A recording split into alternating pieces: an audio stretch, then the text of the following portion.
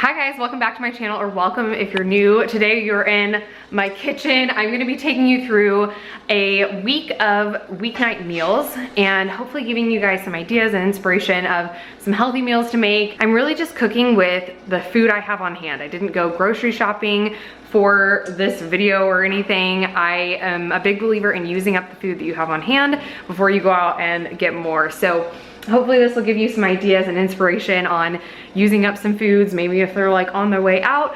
That way you don't let anything go to waste in your house. So tonight's dinner is gonna be kind of a fall inspired vegetable medley. So I'm using a lot of vegetables that are kind of in season in the fall. I'm using butternut squash. I'm also gonna cook up some rice, and then I've got some Brussels sprouts, some mushrooms, and some onions, and that'll be kind of our little creation for the night. So I already chopped up my Brussels sprouts. I just quartered them, chopped up my mushrooms, and then my onion, and then I had extra onion, so I just threw it in a bowl that I'll stick in the fridge. I always try to prep extra food every time I'm in the kitchen. So if I'm cooking something for lunch, dinner, breakfast, whatever, I always try to like help myself out for the future and like chop up something or cook a little extra of something so that I have like ongoing leftovers and pre-prepared foods in my fridge. So I almost never have to like cook a whole meal from like start to finish without having anything already ready for myself, if that makes sense. I'm cooking rice for that meal, so I'm actually going to cook extra rice, more than what we actually need for tonight,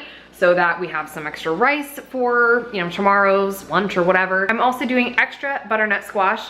Today I've got 2 of them, and I have the most amazing recipe that you guys will see tomorrow for my leftover squash. So I've got 2 big squash. This makes a ton. I've got like every pan in my kitchen out. But the secret to cutting up squash is you poke a hole in them and then microwave it for a little bit, and it just makes it so much easier to cut through because these things are so like hard to slice. So just poke a hole in it. I poke it like kind of through this bottom part, and then stick it in the microwave for like a minute or 2, and it just softens it up just enough that you can slice through it, and it's a lot easier to work with.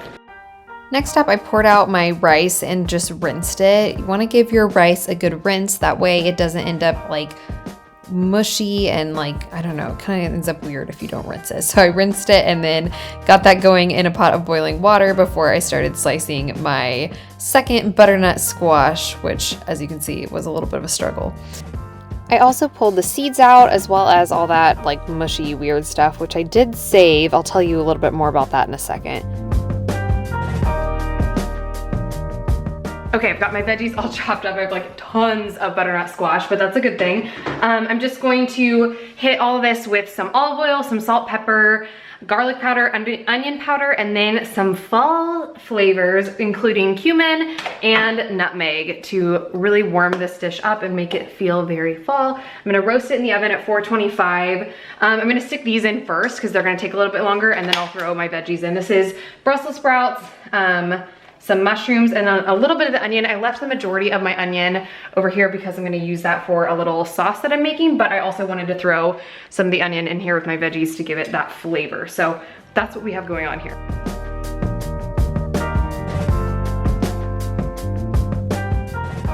Now that my squash is in the oven, I'm gonna start on my little like wine reduction sauce, I guess you can call it. I'm using just sherry cooking wine. I'm not using like proper wine. It's really like, I feel like you're supposed to make a wine reduction with leftover wine, but like honestly, whoever has leftover wine, let's be real. So I'm just making it with some cooking wine, but I'm gonna start with some sauteed onions. I've got some olive oil that I heated up in this pan. So I'm gonna cook these down a little bit and then just add some minced garlic. I just have the jar of minced garlic, keeping it simple. And then I never keep like vegetable broth, like the actual liquid, on hand. I always use that bouillon or like cubes or whatever. So I just made myself a little vegetable broth right here with some of that bouillon and water, and then I also threw in the sherry wine. So this is all my liquid here. So once these cook down, I'll add that in, let it reduce a little bit, and then add a little bit of vegan butter, and that will be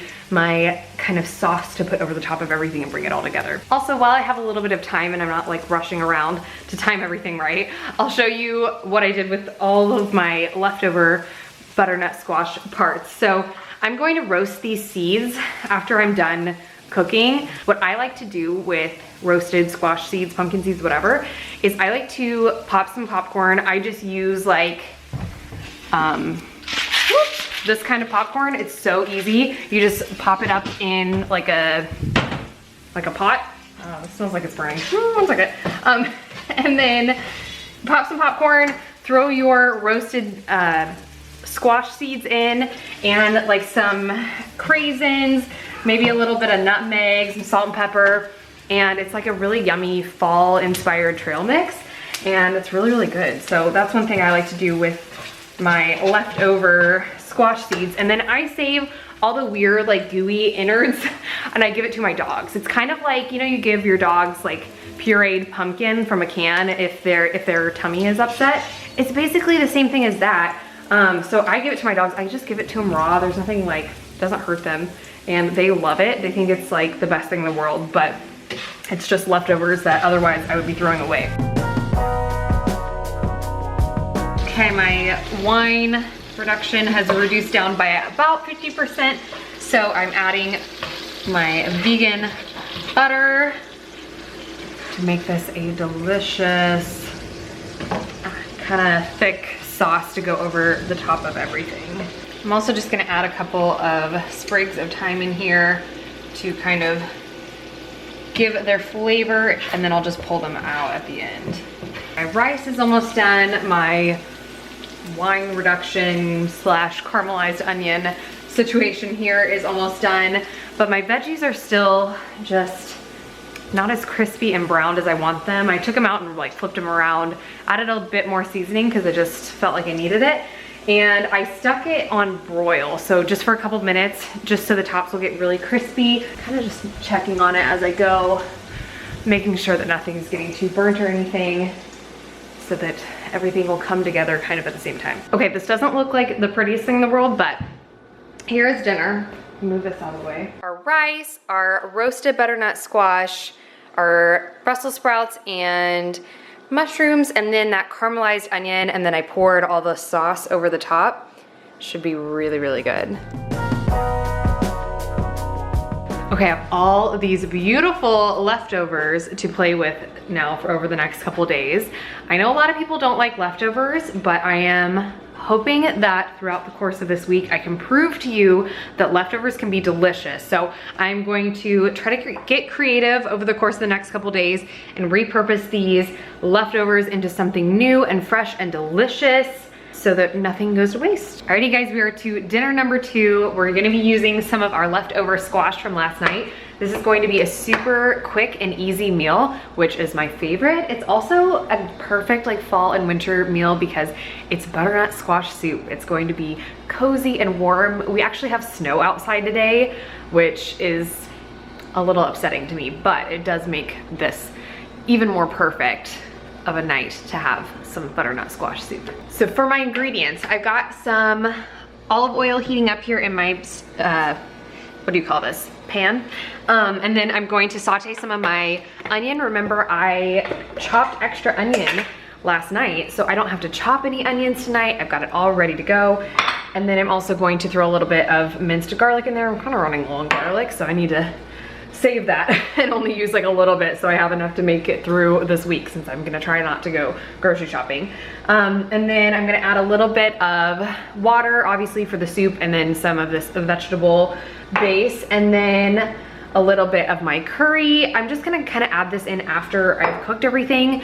And like add a little sample it, because it's easy, at least in my opinion, it's easy to go a little too far with curry because it's such a strong flavor. So I kind of like to just add it in little bits at the end, and that way I don't go too far. Now with soup, I think you have to have some kind of like crouton or nut or some kind of like crunchy element to go on top. So I'm gonna make some homemade croutons with just some bread. I think homemade croutons are such a great way to use up bread if it's like on its way out or if it's gotten dry, or you can use up the heels of the bread to make croutons, and it's so easy and really, really quick. So I'm gonna make some of those, and then I also have a little bit of leftover Brussels sprouts from last night, and I'm gonna top it with that just to get some extra greens in as well. So that'll be our soup.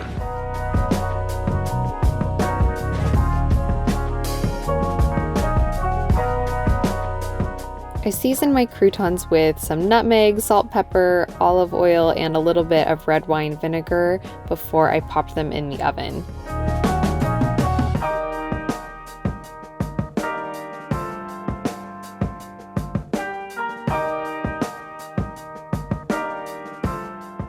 I've got my croutons all seasoned, so they're ready to go in under the broiler. I just put the broiler on high and I'll stick them in there for like 2 minutes-ish. You kind of have to watch it because they like aren't toasted, or perfect, and then it's too late and they're burnt. So you kind of have to like watch them closely. I went ahead and heated up my Brussels sprouts, so these are ready to go as a topping. And then the beautiful thing about the soup is because the butternut squash is already cooked, number one, it has like that beautiful roasty flavor. It's already seasoned, so I don't have to add a lot of seasoning aside from just the vegetable broth that I added in here. And it cooks really, really fast because everything's already soft. It's really just a matter of like heating it up. And then I'm just gonna use my immersion blender to blend it up. I didn't put too much water. I really just wanted enough that it covered the squash, but not so much. I don't want this soup like watery, you know? Dinner is done. I topped it with our croutons as well as some walnuts. I ended up throwing the walnuts in with my croutons when they were about halfway done, just to get them a little bit toasty. And then I did my Brussels sprout mushroom mixture from last night, and I also added in some craisins just to give it a little bit more heartiness and flavor. Looks so good. All right, I just packaged up my leftovers. So again, we have leftovers. I am always like using up leftovers and then creating more leftovers. So it's like a constant revolving door. So we always have something to work with. So we have leftover soup, which we can eat as soup. I have some leftover croutons and veggies too to put on top. Or I was thinking about it. Something that would be really, really good is to use this more like as a puree. But I was trying to think like how I would make it. And the only thing I could think of is like laying it on the plate, like all fancy like, and then putting like a pork chop on top or some piece of meat. But we don't really eat meat, but if you eat meat, that's a great idea, I think, if I do say so myself. So anyway, you could use it like as a puree and get all fancy with it, or you can just eat it as leftover soup because we all know leftover soup is like the best. I'm gonna throw a quick lunch in here for you guys. This is something I've shown on my channel before, so I'll be really quick.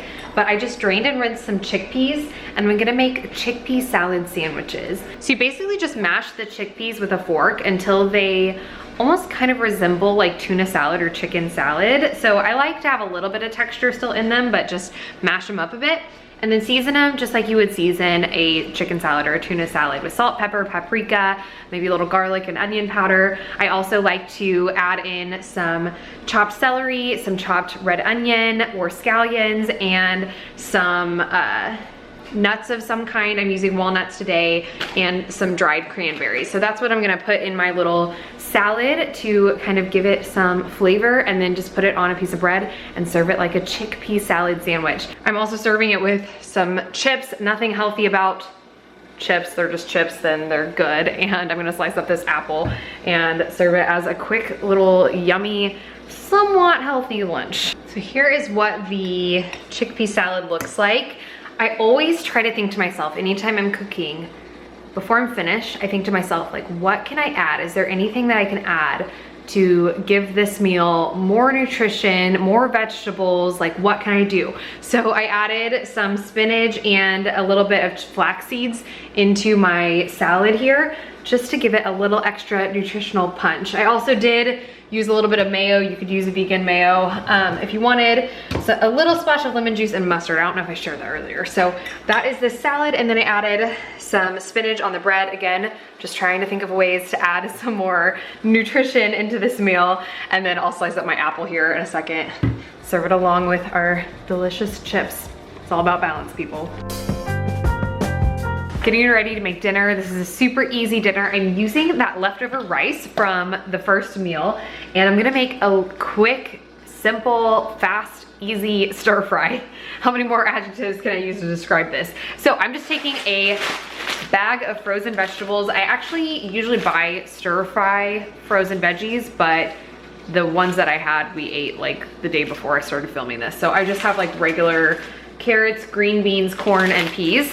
and I'm just going to throw them in a frying pan, cook them up, and then once they're like cooked and warm, I'll throw in, excuse me, I'll throw in my rice and then some teriyaki sauce and just a quick, easy stir fry. It's so simple. I also chopped up a little bit of celery because I like a little cold, fresh crunch on top because I think that's really good. And then in true meal prep fashion, or whatever you want to call this, I went ahead and chopped up the rest of the celery, which I will use in tomorrow's dinner. So again, just always constantly trying to prep extra. I also am gonna throw some ginger on my dish. Brian doesn't really like pickled ginger, but I love it. So I'm gonna throw this on mine on top as well. My veggies are pretty well cooked. I just made a little well, or empty, whatever you call that, in the middle, because I'm gonna do some scrambled eggs. It's obviously optional.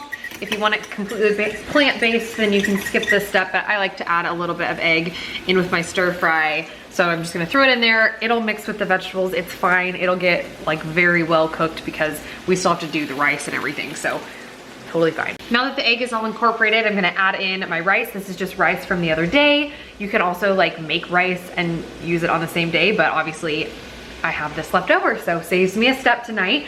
I'm gonna add that in, add in my teriyaki sauce. I forgot to mention, I did season the veggies a little bit with some pepper, some garlic powder, and just a little bit of soy sauce instead of salt. And then this is really gonna be where the majority of the flavor comes. I use a lot of teriyaki sauce in my stir fry. So just add in the rice, and then I turn the heat up to medium high, and then you let the rice sit like in the pan on that medium high heat and kind of let it like caramelize and brown on the bottom before you flip it. So you kind of have to be patient with it and just kind of keep an eye out, and it's almost a little bit of a guessing game so that you don't burn it, but you want that like crispy caramelized kind of sweet crunch. So good.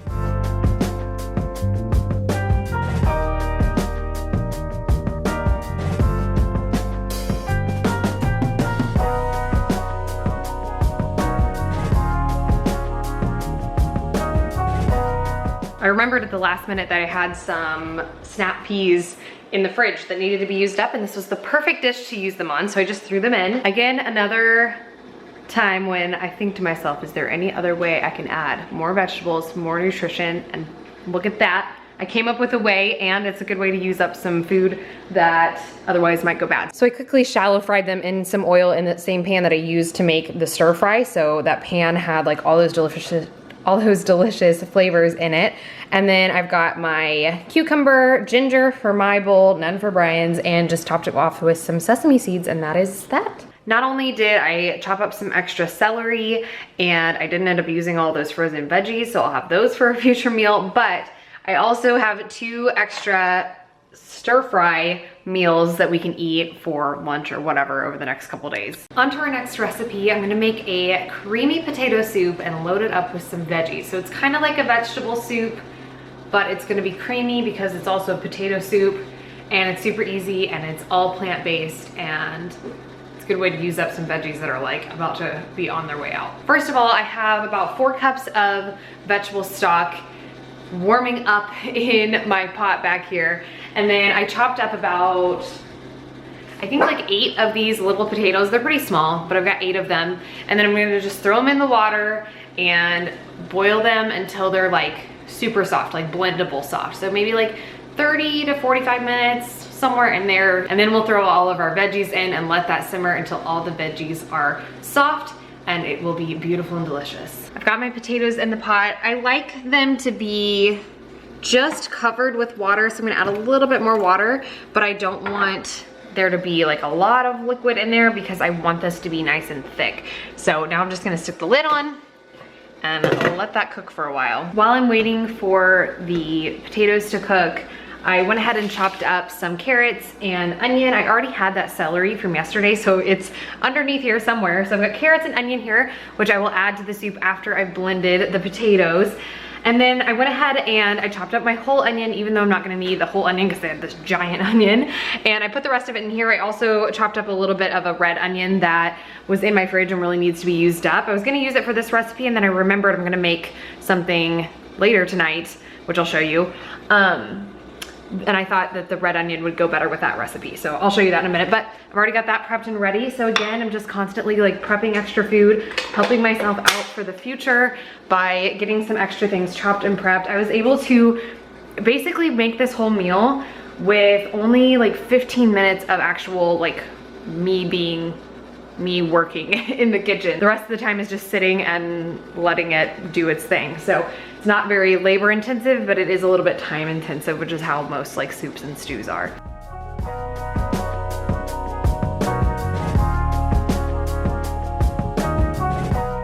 I blended everything together, added in some seasonings. I did paprika, like this garlic and herb blend that I had that has garlic, parsley, dill, basil.